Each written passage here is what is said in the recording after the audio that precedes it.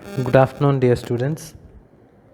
So yesterday I have posted a video on skill of stimulus variation.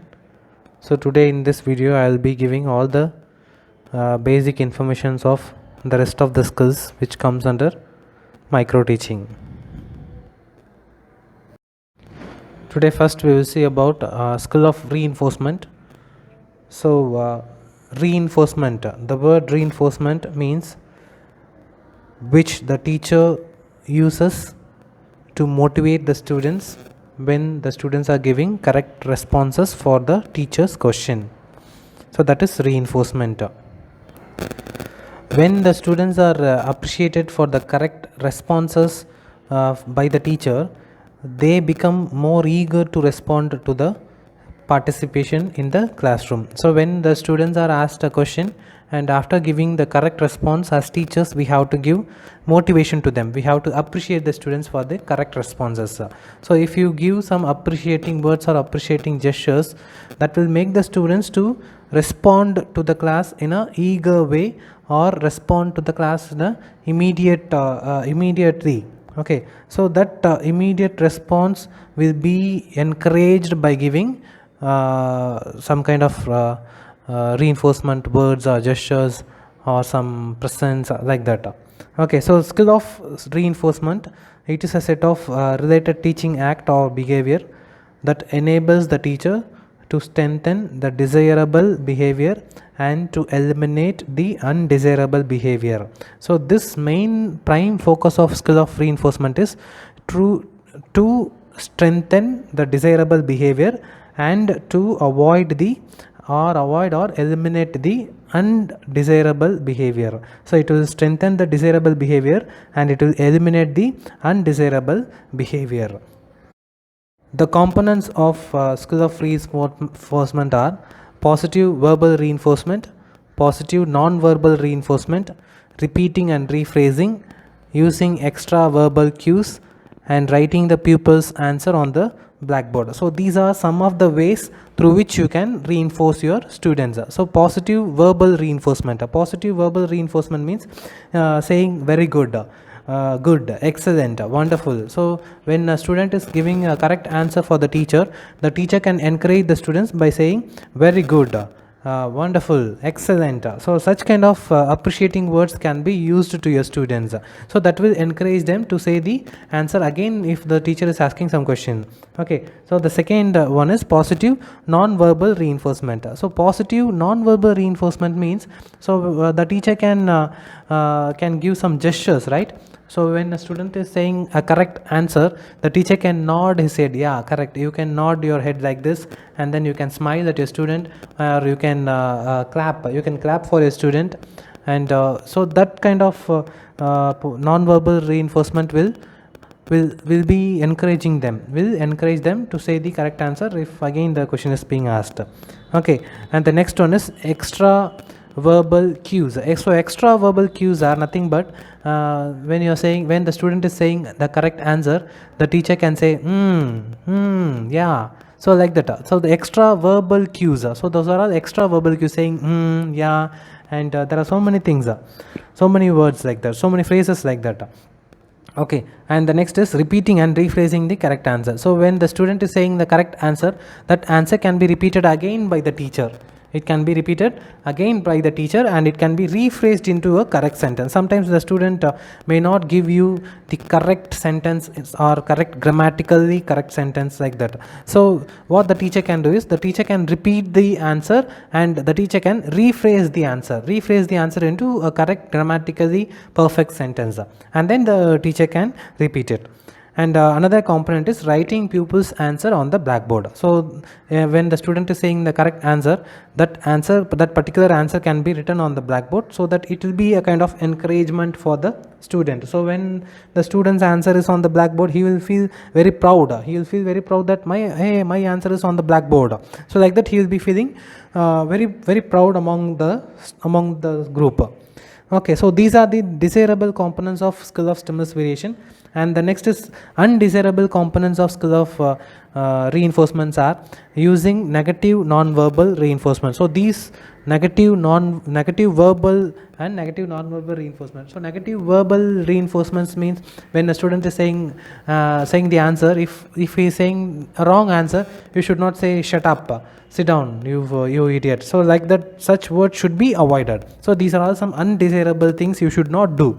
Okay, so you should not use negative verbal reinforcement. Sometimes you should not do negative non-verbal reinforcement, like you should not show an angry expression on your face when the students are saying wrong answer, or you should not throw the chalk piece at the students. So such things should be avoided by the teacher. And you should not delay your reinforcement. So reinforcement should be given immediately once the student is giving correct answer. It should not be delayed. Okay, so these are the components of skill of reinforcement. So the next skill is skill of questioning or skill of probing questioning. So this skill is related to the acts of teacher, through which the teacher can go into the pupil's responses by asking some series of questions, some set of questions, or some set of subsecutive questions. So asking questions is the major part of the teacher's activity. So the teacher will be asking so many questions while he or she is teaching, and the objective of this skill is questioning to encourage the students, through which the teacher can understand how far the student have understood whatever the content you have taught. Okay, and the questions can be classified into lower order questions, higher order questions, and middle order questions. So when you are asking questions, you should ask based on the mental ability of your students. So you should ask both easy questions as well as you should ask both tough questions. So a good teacher should be a good questioner, and through asking questions only you can check whether your students are understanding, or your students have understood the class or not.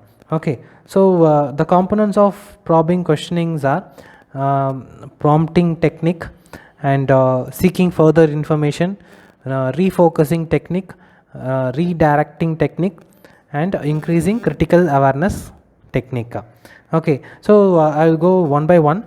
So what is prompting? So you know very well what do you mean by prompting. Prompting means prompting somebody to do something. So if the student is not answering to your question, so what you should do is you should not simply move on to the next student. So you have to give him some clues or hints to say the correct answer. When the student doesn't know the answer for your question, you should prompt him. You should give him some clues, or you should give him some hints to say the correct answer. So this involves the teacher to give some clues to the students, and this is the way of helping the students to say the correct answer. Okay, and we'll go one by one. And second is seeking further information. So seeking further information is nothing but, so you can ask, you will be asking questions like what is your father's name? Okay, what is your father's name? And the student will be saying his father's name. And the next question will be what is your father doing? What is your father doing? And he will say what his father is doing. And again you can ask what is your father's educational qualification, and what is your father's interest towards his profession. So when you are going on asking questions based on his father, so what you are doing is you are seeking further information about his father. So you need more answers from that particular student about his father. So that is, this type of questions is called as seeking further information. Okay, so you will be going deeper into a single area. So when you are going deeper or asking further questions, so that is called as seeking further information. Okay, and also you can say that seeking further information, the teacher can get more information from the student. Okay, so that is a technique to get more information from the student. And next is refocusing technique. So refocusing means asking questions from the previous knowledge of the students, through which they can refocus on the particular topic which we are going to see now. Okay, so for example, one prose lesson has been taught long back, and the teacher can ask some questions to check whether he is still remembering that prose lesson. So that is asking questions to test the understanding ability of the student. Okay, and this type of questions will help the students to refocus their attention to some basic fundamental points. So this is one of the technique of probing questioning. And next is redirecting. So redirecting is nothing but you are asking a question to a particular student, and he is not answering to your question, and so you are prompting the student to say the correct answer, but still he is not saying the exact correct answer for you. And so what the teacher can do is, the teacher can move on to the next student. The teacher can ask the questions to the other student, and when that particular boy is saying the correct answer, you can go back to the previous boy who has not given you the answer. Okay, you can go back to the boy who has not given you the answer, and you can ask the same question to him, and now he will say the correct answer, because the other guy has said the correct answer, so he know how to answer to that particular question. So this is called redirecting. Asking a question to one boy, and if he is not answering to that question, the teacher can move on to the other student, and again the teacher should come back to the previous student who has not given the correct answer. So this is called redirecting technique. And the next is increasing critical awareness question. It is nothing but asking some higher order question to think more on the particular topic. So the purpose of asking this higher order question is it will create an awareness of the student, and this type of technique will help the students to answer questions like how and why. So why it is raining today? So why it is raining today? So it is not a simple question to answer, and the student will be thinking critically, why it is raining today, what is the climate, what kind of season do we have now. So they will be thinking a lot. So this is called as increasing critical awareness question. So these are some of the components of skill of probing questioning. So when you are asking questions, your question should be based on these components. The next skill is skill of explanation, and explanation is a set of interrelated statements which was given by the teacher to cover the whole lesson in order to bring out an understanding among the students. So explanation part is one of the important aspects of teaching, and so explaining the content more effectively using simple language with examples and illustrative materials. Illustrative materials are nothing but the teaching aids which the teacher is using. So in some classroom there will be students like intelligent student, weak student, and below average student, poor student. So you will be having different kinds of students in your classroom, and the teacher has to deal with all such kind of teacher. You should explain for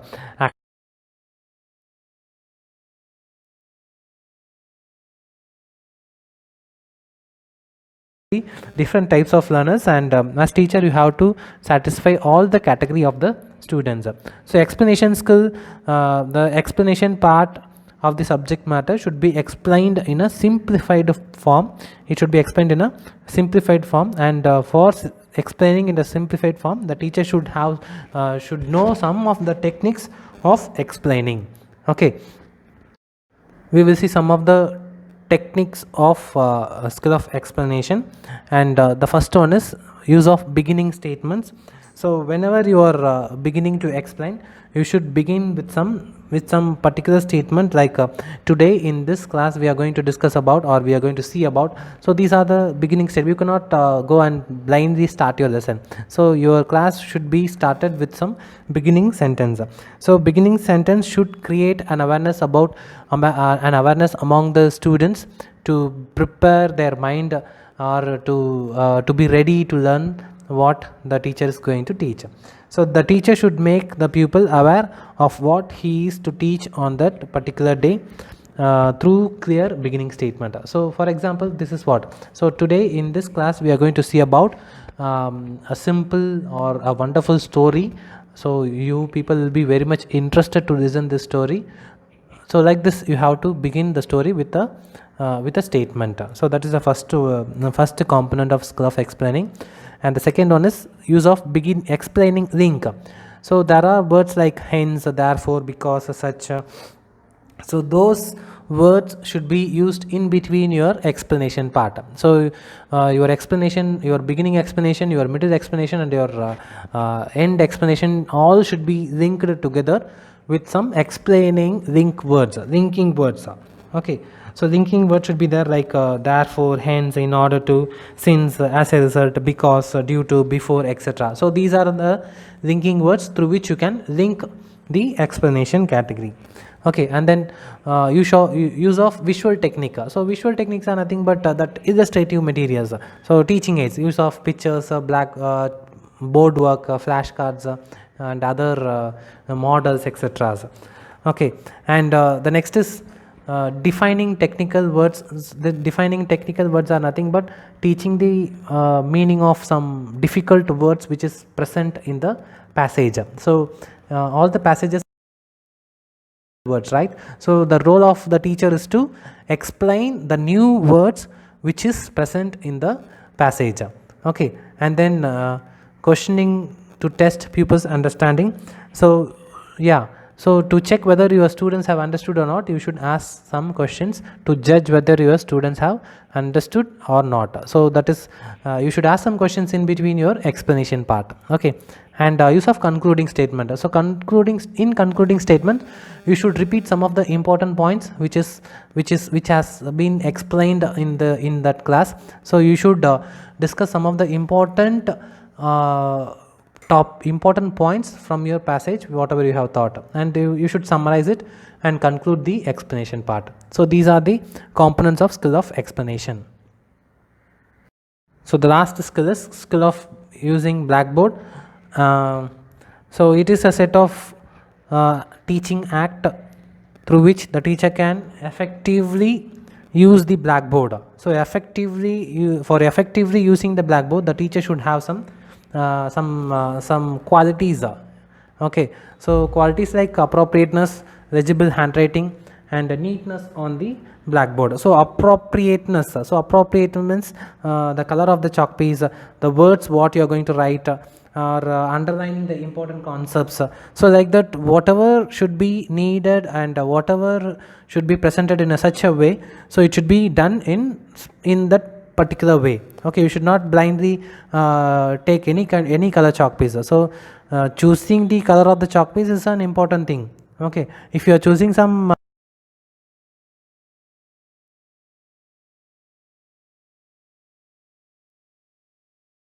in finding the words which you are writing on the Blackboard. So selecting the color of chalk piece is important, and highlighting the important words, so that those things will come under appropriateness. And legible handwriting, you know very well, your letter should be visible for all the students in the classroom, and the distance between one word to the other word should be good, and all the letters should be in the same size.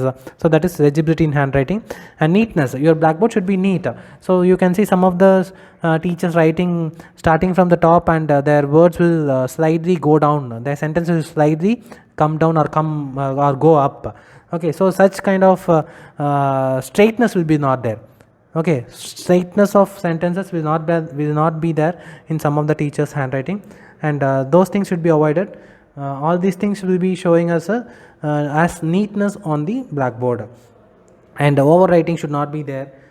You should not write the word and again you should not overwrite it. You should completely erase whatever is wrong, and then you should write the correct one. You should not overwrite on the wrong one. And these are the basic components of skill of Blackboard. And again I will read some of the points which will be helpful for you when using the Blackboard. So you should write in a legible handwriting on the Blackboard, and letters should be in a proper size through which all the students can read inside the classroom. And neatness on the Blackboard, neatness means only relevant things should be there on the Blackboard, and unavoided things should be erased immediately once it is understood by the students. Okay, and then you can underline some of the important points, or you can highlight some of the important points which is written on the Blackboard. And You can use pointer. You can use pointer means pointer is a kind of long scale. So you can write something on the blackboard and you can go in the corner of the blackboard and you can use the pointer to teach. Why? Because if you are using pointer, you will not hide the blackboard for the students. So if you are not using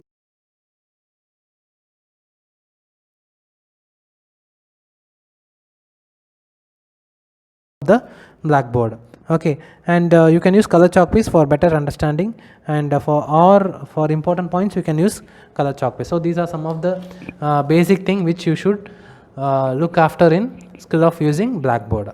Okay, so with this I have given some of the introduction to skill of set induction, skill of closure, skill of stimulus variation, skill of reinforcement, skill of probing questioning, skill of explanation, and skill of blackboard. So I hope you had understood something about these micro teaching skill, and let's see, we can have a small online or Google Meet so that you can clarify your doubt on micro teaching skill. Thank you.